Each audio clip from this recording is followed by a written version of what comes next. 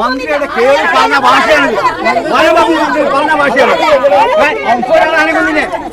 മന്ത്രി വനവകുപ്പ് മന്ത്രി കേളുവന്തി എന്റെ അടിയിൽ മരിച്ചു കിടക്കുന്നവർ ഞാനെ കൊല്ലുന്ന എന്റെ അടിയിൽ മരിച്ചു കിടക്കുന്നത് 3-ാം ബ്ലോക്ക്.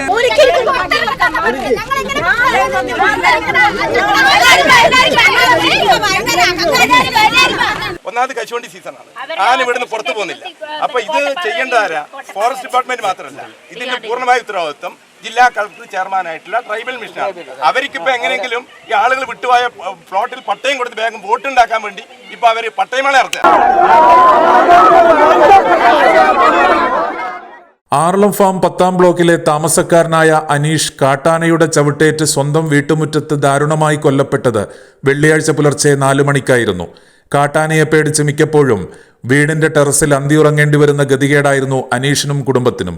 ഒടുക്കം പുലർച്ചെ വീട്ടുമുറ്റത്തെത്തിയ കാട്ടാനയുടെ മുന്നിൽ അനീഷ് അകപ്പെടുകയായിരുന്നു. ഭാര്യയും മകനും ആക്രമണത്തിൽ നിന്ന് രക്ഷപ്പെട്ടത് തലനാരിഴയ്ക്ക്. പേരാവൂർ താലൂക്ക് ആശുപത്രിയിലെത്തിച്ച മൃതദേഹം പിന്നീട് പരിയാരം മെഡിക്കൽ കോളേജിലേക്ക് കൊണ്ടുപോയി. ഉച്ചയ്ക്ക് 12:30 പോസ്റ്റ്മോർട്ടം നടപടികൾ തുടങ്ങി. അതിനിടയിൽ അനീഷിന്റെ വീട്ടിലേക്ക് സമൂഹത്തിന്റെ നാനാതുറകളിൽ നിന്നും നൂറുകണക്കിന് ആളുകളെത്തി. ആദിവാസി നേതാവ് CK ജാനു രാവിലെ തന്നെ അനീഷിന്റെ വീട്ടിലെത്തിയിരുന്നു. വിവിധ രാഷ്ട്രീയ സാമൂഹ്യ സംഘടനാ പ്രതിനിധികളും ആർളം ഫാമിലെ വിവിധ ബ്ലോക്കുകളിൽ നിന്നുള്ളവരും വീട്ടിലെത്തി അനീഷിന്റെ കുടുംബത്തെ ആശ്വസിപ്പിക്കാൻ ശ്രമിച്ചു. ഇടയ്ക്ക് വീട്ടിനകത്ത് നിന്നുയർന്ന തേങ്ങലുകൾ എല്ലാവരുടെയും കണ്ണു നനയിച്ചു. അതിനിടെ അധികൃതർക്കെതിരെ പ്രതിഷേധം ചെറിയ തോതിൽ ഉയർന്ന് പിന്നീട് ആളിക്കത്തുകയായിരുന്നു. 3:30 അനീഷിന്റെ മൃതദേഹവുമായി എത്തിയ ആംബുലൻസ് ആദിവാസികൾ വഴിയിൽ തടഞ്ഞു. അതിനു മുമ്പേ തന്നെ റോഡിൽ കുത്തിയിരുന്ന് പ്രതിഷേധിക്കാനും പോലീസിനോട് രൂക്ഷമായ പ്രതികരണത്തിനും സമരക്കാർ തയ്യാറായി. കലക്ടർ ഉൾപ്പെടെയുള്ള അധികൃതർ എത്താതെ മൃതദേഹം ആംബുലൻസിൽ നിന്ന് ഇറക്കാൻ സമ്മതിക്കില്ലെന്ന് ആദിവാസികളെ സർക്കാർ സംരക്ഷിക്കുന്നില്ലെന്നും പ്രഖ്യാപിച്ച് സമരക്കാർ പ്രതിഷേധം ശക്തമാക്കി. പോലീസ് ഏറെ നേരം പ്രശ്നം തീർക്കാൻ ഇടപെട്ടെങ്കിലും സമരക്കാർ വഴങ്ങിയില്ല. ഇതിനിടയിൽ ശ്രീരാമൻ കൊയ്യോനും CK ജാനുവും സമരക്കാരോടൊപ്പം ചേരുകയായിരുന്നു. അതിനിടെ ജില്ലാ പഞ്ചായത്ത് പ്രസിഡന്റ് അഡ്വക്കേറ്റ് ബിനോയ് കുര്യൻ അടക്കമുള്ളവരും സ്ഥലത്തെത്തിയിരുന്നു.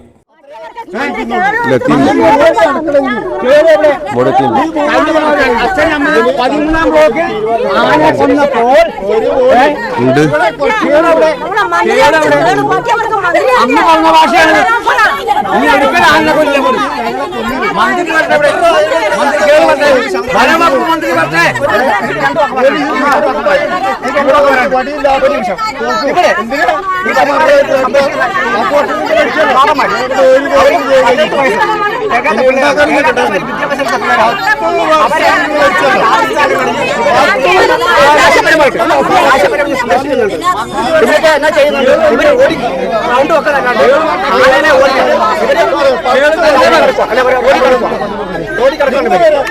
എന്നിട്ട് ഇവര് പറക്കാൻ പറ്റിക്കാണ്.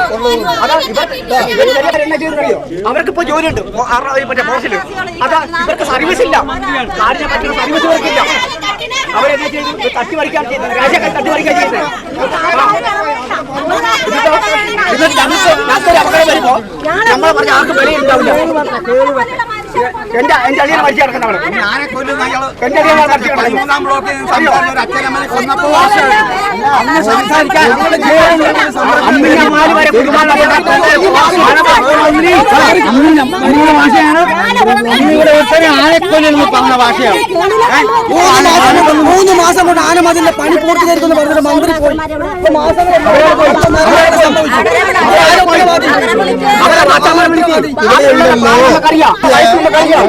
അവരെല്ലാം ചെയ്യുന്നറിയാം, അവർക്ക് എത്ര സർവീസ് ഉണ്ട് നമുക്കറിയാം.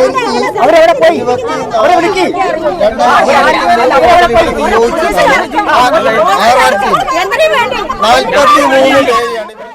ഇടയ്ക്ക് അതുവഴി വന്ന KSRTC ബസ്സിനെ കടത്തിവിടാൻ പോലീസ് അഭ്യർത്ഥിച്ചപ്പോൾ സമരക്കാർ വഴങ്ങി. വീണ്ടും ആംബുലൻസ് തടഞ്ഞു നിർത്തി. പുനരധിവാസ മേഖലയിലെ ആദിവാസികളുടെ പ്രശ്നങ്ങൾ പരിഹരിക്കാൻ സർക്കാർ തയ്യാറാകുന്നില്ലെന്നായിരുന്നു സമരക്കാരുടെ ആരോപണം. വൻ പോലീസ് സന്നാഹത്തെയാണ് പ്രദേശത്ത് വിന്യസിച്ചിരുന്നത്.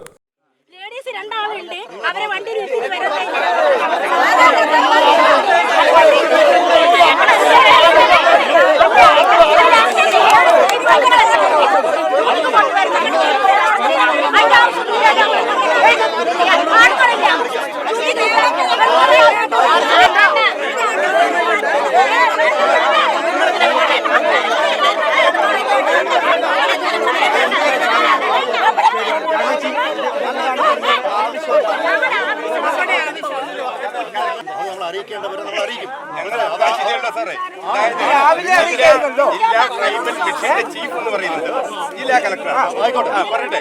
ഇവിടെ അന്ന് ആന മതില് വരുന്നത് വരെ താൽക്കാലിക ഫെൻസിങ് സ്ഥാപിക്കാൻ വേണ്ടി അന്ന് പണവും ചെലവഴിച്ചു, ഈ അനർട്ടിനെ ഏൽപ്പിച്ചു.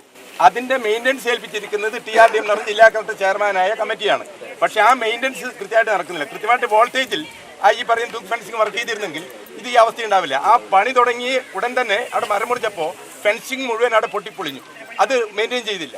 അപ്പോൾ ഈ ആന ഇതിനകത്ത് കയറും. ഒരു ഉത്സവത്തിന് ഇവരെന്ത് ചെയ്യും, ഗജവീരന്മാരെ പുറത്താക്കെന്ന് പറഞ്ഞിട്ട് ഒരു ഉത്സവം നടത്തും. അത് കഴിഞ്ഞ് വൈകുന്നേരം തന്നെ തിരിച്ച് ആ ആന മുഴുവൻ ഇതിനകത്ത് കിടക്കും. ഒന്നാമത് കശുവണ്ടി സീസണാണ്, ആന ഇവിടുന്ന് പുറത്തു പോകുന്നില്ല. അപ്പൊ ഇത് ചെയ്യേണ്ട ആരാ?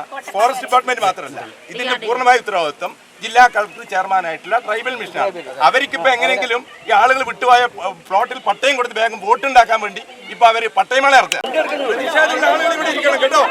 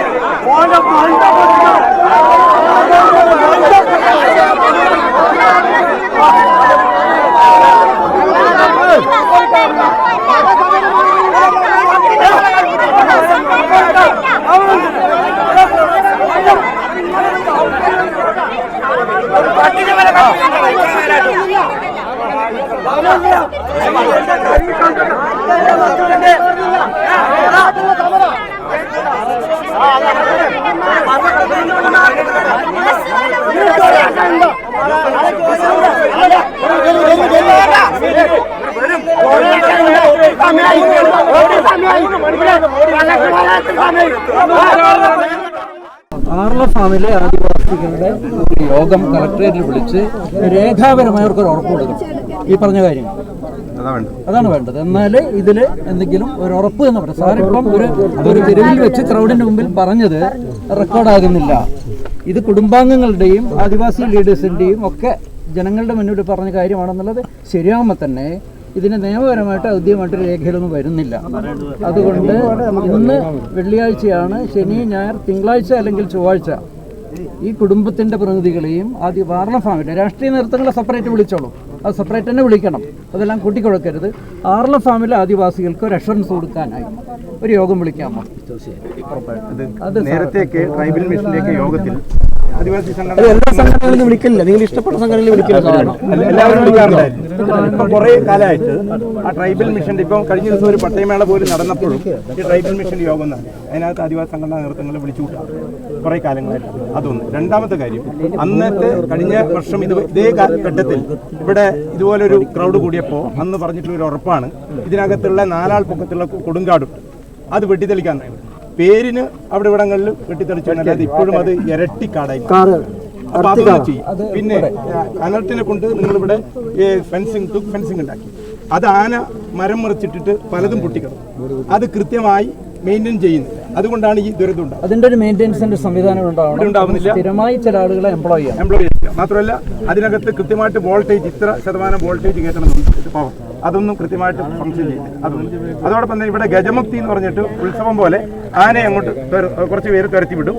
വൈകുന്നേരം ആകുമ്പോൾ അതേ ആന ബാക്കി ആനയും കൂടി കൂട്ടിട്ട് ഇതിനകത്ത് ഒന്നാമത് ഇപ്പം കശുവണ്ടി സീസണാണ്. കാരണം ഈ പഴങ്ങളൊക്കെ ഇങ്ങനെ പഴുത്ത് കിടക്കുന്ന ഇതിന്റെ ഒരു ഗുമ്മിക് സ്മെല്ലുള്ളതുകൊണ്ട് ആന ഇവിടുന്ന് വിട്ടു പോകത്തില്ല. ഇന്ന് തന്നെ വേറെ ദുരന്തം കൂടി ഉണ്ടായി. അതിന്റെ ഭാഗ്യത്തിന് രക്ഷപ്പെട്ട ഒരു തൊഴിലാളിയെ കുരങ്ങിന് ഓടിക്കാൻ പോയ ഒരു തൊഴിലാളിയെ ആന ഓടിച്ച് അയാൾ ആശുപത്രി കിടക്കും. അപ്പം ഞാൻ പറയുന്നത് ഇപ്പോഴും ഈ ഗജമുക്തി എന്ന് പറയുന്ന പരിപാടിയായാലും എന്തിനായാലും ആ ഫോറസ്റ്റിന്റെ അതിർത്തിയോട് ചേർന്ന് ഈ സായുധരായ പാലകരെ നിർത്തിക്കട്ടെ. അവർ RRT ഓഫീസ് എന്ന് പറഞ്ഞ് ഈ രാത്രി ഇവിടെ കിടക്കണ്ട. അവരാ അതിർത്തികളിൽ ഈ ആന കടന്നു വരുന്നതിന് സമയത്തിന് കാരണം അവർക്ക് പലപ്പോഴും റൂട്ട് അറിയുന്നില്ല എന്നാ പറയുന്നത്. രാത്രി ഇന്നലെ തന്നെ പറയുന്നത് 2 മണിക്കൂറൊക്കെ വൈകുന്നത്. ശരി, അതെനിക്ക് അറിഞ്ഞൂടാ. അപ്പൊ അങ്ങനെ ഒരു പ്രശ്നം ഇപ്പോഴും നിലനിൽക്കും. അപ്പൊ അതിന് ഒരു കൃത്യമായ സംവിധാനം അതുകൊണ്ട്